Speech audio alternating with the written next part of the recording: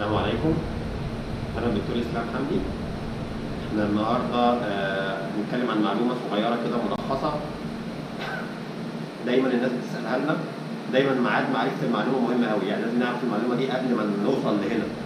إيه المعلومة دي؟ هل أنا دلوقتي في حالة حمل، السيدات اللي في حالة حمل هل ممكن يعملوا تصحيح إبصار وقت الحمل؟ الإجابة لأ. لازم نعدي فترة الحمل بأمان وسلام إن شاء الله، وبعد الحمل بعد الولادة بنستنى أقل حاجة 3 شهور. وده السيناريو كويس. لو حصل مشكلة في الحمل وما كملش لا قدر الله، برضه بستنى بعديه ب3 شهور. يبقى دي المعلومة دي مهمة جدا، وميعاد معرفتها بدري في العيادة مش هنا خالص. إن حد يجي يقول هو الحمل، لا الحمل ما بنعملش تصحيح إبصار في الحمل، وبنستنى بعد الولادة 3 شهور. شكرا.